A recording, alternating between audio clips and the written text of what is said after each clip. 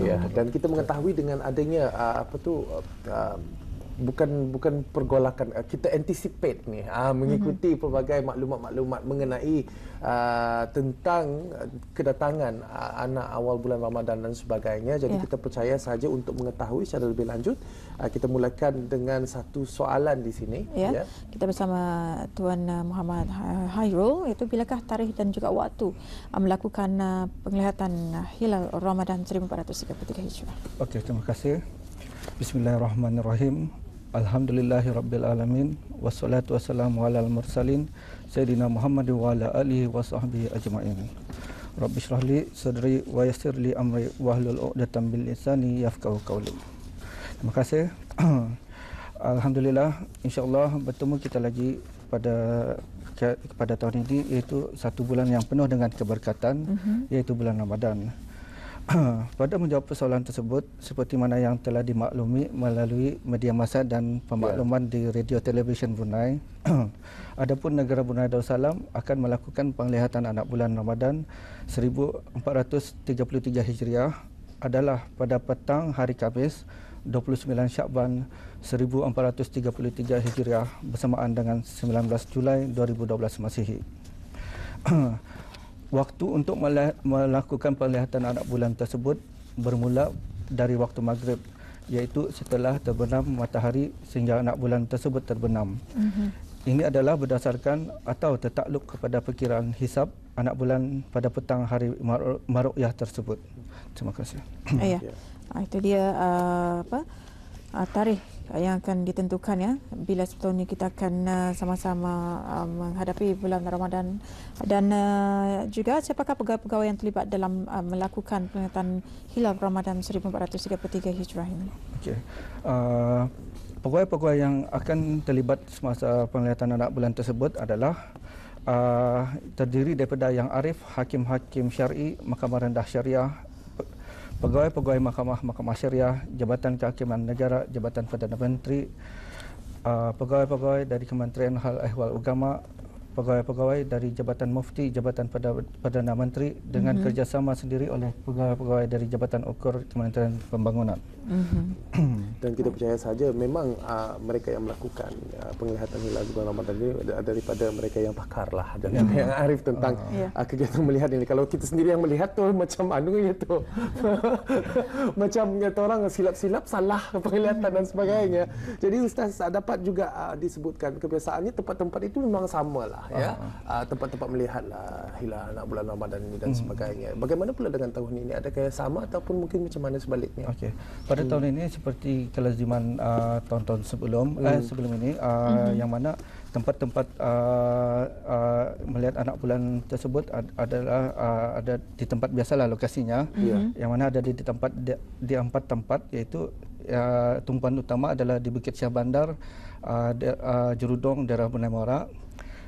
Duanya di Bukit Agok, Jerudong, daerah Brunei Muara, dan tiga di Bukit Lumut, daerah Belait, dan akhir sekali di Bukit Ambok di daerah Tutong. Ya, empat bukit, Bukit Syah Bandar, Bukit Agok, Bukit Lumut dan juga Bukit Ambok telah pun dikongsikan tadi, dan juga kita percaya sahaja ada teknik-teknik tersendiri dalam kita melihat perkiraannya dan sebagainya. Jadi apakah agaknya kriteria-kriteria yang dapat dikongsikan? Mungkin Tuan dapat mengongsikan macam mana?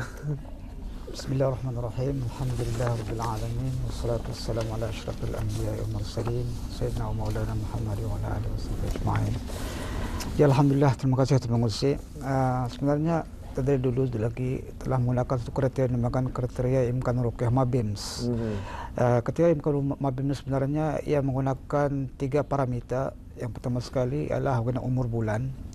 Umurnya kalau 8 jam ke atas, ataupun ketinggian hilal di atas ufuk 2 darjah, dan jarak lengkung antara matahari dan bulan adalah 3 darjah. Jadi kalau kalender yang sebenarnya kata Mabims ini digunakan untuk kalender sepanjang tahun, kecuali 3 bulan utama Ramadan, Syawal dan Dzulhijjah.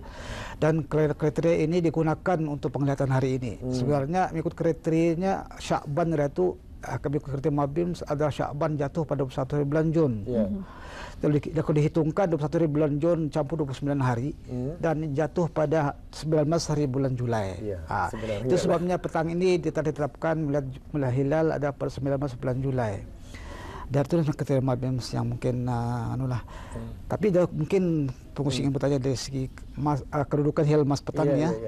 Jadi ketika hilal petang ini sebenarnya bila dikira pada hisab sebenarnya adalah tidak memenuhi kriteria Mabim sebenarnya. Sebabnya umurnya baru sampai 8 jam, yaitu dalam skrin sana kita lihat umurnya baru 6 jam 13 menit setelah matahari terbenam.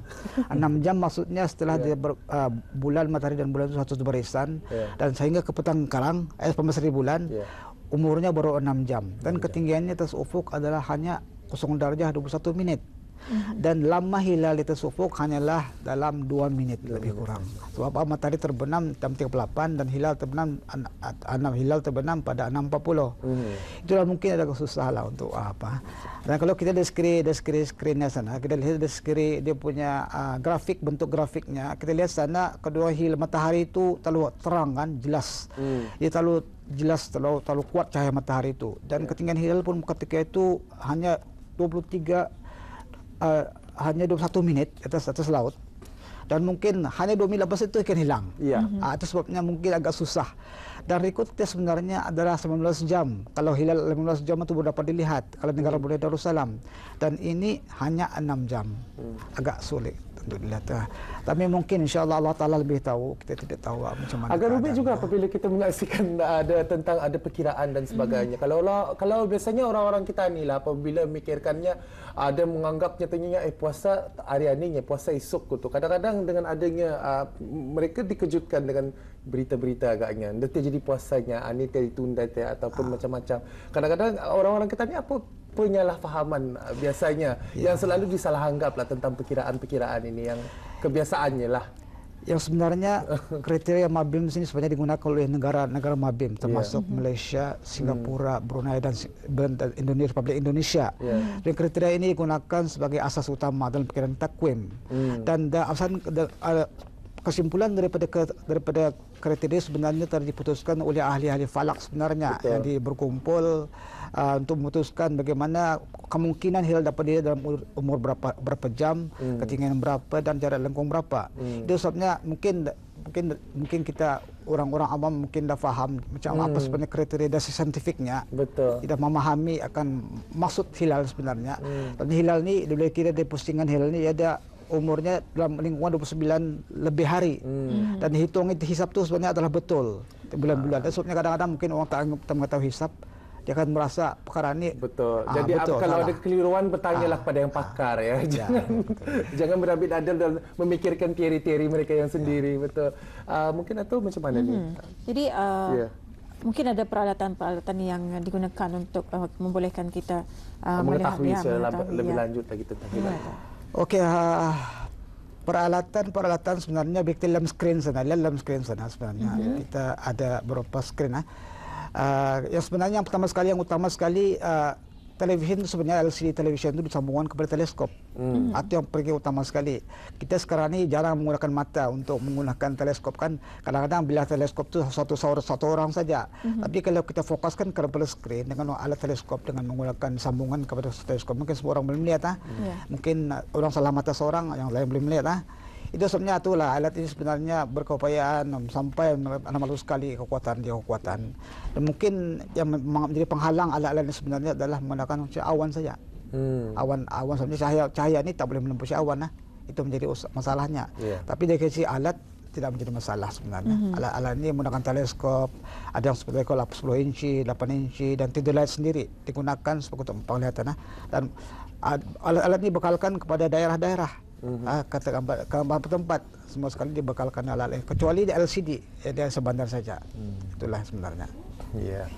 Jadi ada pelbagai yang telah pun kita ketahui tadi dan cara-cara mengira dan juga melihat menyaksikan itu pun mempunyai dibantu oleh teknologi-teknologi yang sebenarnya insya-Allah tepatlah untuk melihat tentang bulan Ramadan ini. Jadi di sini apakah masalah yang sering dihadapi semasa Marokyah anak bulan ini? Ya, seperti kita tahu, sudah bila kita lihat skrin sana, saya menunjukkan saya secara umum kepada orang ramai bahwa kita lihat di kawasan kita ini ada lembap kan. Kawasannya lembap maksudnya sentiasa sepanjang tahun dia ada awan. Itu terutamalah kalau negeri-negeri Asia Tenggara dan negara-negara yang lembap, kecuali Timur Tengah mungkin Timur Tengah mungkin kawasan terbuka, macam di Makkah kah, jadi mudah untuk terbuka. dilihat. Di negara kita ini mungkin negeri Asia Tenggara ini lembap, kita awan tebal begitu tebal sekali dia. Pada saat-saat nak melihat tu, tu kan, dia selalu awan tebal. Awan tebal. Walau kadang-kadang, misalnya kadang-kadang walaupun umur itu sudah besar, tapi kadang-kadang ditutup oleh awan. Betul. Jadi kalau misal kata pada realiti hakikat lah, misal kata kita ketahui ada sudah anak bulan tersebut, tapi mungkin ditutupi dengan awan yang tebal, tidak nampak. Jadi adakah itu termasuk dalam sah, nampak atau tidak nampak atau macam mana tu? Dapat sebenarnya dari segi hukumnya, dari segi hukumnya sebenarnya Brunei kita mengetahui bukan hakim syar'i beritahu bahawa Brunei menggunakan kaedah ruqyah semata-mata 3 bulan ya. Ya kalau bulan tu tak nampak walaupun dia tinggi 18 jam contohnya ditutupi awan, mungkin kita akan tetap menggunakan tetap genapkan 30 hari. Tidak nampak ketika tidak nampak lah. Kecuali negeri-negeri yang lain lah, negeri Malaysia dan Indonesia mungkin menggunakan hisab sebagai alternatif kedua. Dan Brunei akan menggunakan ruqyah semata-mata. Ya kita akan berpegang kepada kita punya pendapat negara Brunei Darussalam sendiri ya. Tidak. Ya, alhamdulillah kita sudah pun menerima segala penjelasan khususnya bagi kedatangan bulan penuh keberkatan ini bulan Ramadan, dan mungkin ada saranan daripada Ustaz Muhammad dalam sama-sama kita menantikan kedatangan bulan penuh keberkatan ini. Terima kasih. Saranan saya kepada orang ramai adalah agar menjauhi tempat-tempat penglihatan yang telah saya sebutkan tadi bagi melancarkan lagi proses penglihatan anak bulan pada hari tersebut. Dan mudah-mudahan segala ibadat yang kita lakukan akan diterima oleh Allah Subhanahu Wa Taala dan akan menerima ganjarannya yang berlipat ganda. Amin. Mudah-mudahan. Dan mungkin ada saranan daripada Tuan Haji Julaihi. Ya, Jabatan Ukur sebenarnya kita telah menyediakan alat-alat tertentu dan mungkin mod penggambaran tersebut banyak ahli juru kameramen atau macam-macam akan datang ke tempat. Jadinya kita awasilah alat-alat tersebut akan dijaga, diawasi. Jadi orang-orang dan masa penglihatan itu sebaik-baiknya jangan membuat menyusahkan kan. Waktu kritikal tu, waktu kritikal, waktu penting tu anda jaga betul-betul lah. Yang mungkin waktu itu yang paling penting sekali kena terutama orang yang melihat di sana berada di Syaban dan nanti yang paling penting sekali. Jadi diberikan kerjasamalah. Jadi adakah tempat melihat anak bulan ini akan dibenarkan ataupun tidak bagi orang ramai untuk mengunjungi? Berhubung dengan perkara tersebut, dengan bantuan anggota polis, mereka akan mengadakan sekatan jalan raya di pintu masuk tempat-tempat penglihatan bermula jam 5 petang. Orang ramai yang tidak mempunyai pas tidak akan dapat masuk ke tempat tersebut lah. Ya, alhamdulillah. Jadi itulah ya, audio penonton perlu kita ketahui untuk sama-sama kita memberikan kelancaran untuk mengetahui bilakah sebetulnya kita akan menunaikan ibadah puasa, dan pada hari Khamis ini nanti akan sama-sama kita ketahui adanya meruqyah anak bulan Ramadan di kawasan Bukit Syahbandar Jerudong, daerah Menara Muara, Bukit Agok Jerudong, daerah Menara Muara, Bukit Lumut, daerah Belait, dan Bukit Ambok di daerah Tutong. Dan apa yang diharapkan seperti yang disarankan, tidak dibenarkanlah mana-mana individu yang tidak mempunyai PAS ataupun yang tidak berkenaan untuk masuk ke tempat-tempat sedemikian, dan juga beri kerjasama daripada pihak-pihak yang berkenaan yang akan menjalankan tugas khususnya untuk meruqyah anak bulan Ramadan ini. Kerana proses ini merupakan proses yang walaupun mereka pegawai-pegawai ini sudah terbiasa dengan melihat anak bulan Ramadan dan sebagainya, tetapi seharusnya dengan adanya proses ini ada kesulitan-kesulitan tersendiri, dan kesulitan-kesulitan ini tidak lagi ingin ditambahkan dengan kesulitan yang lain.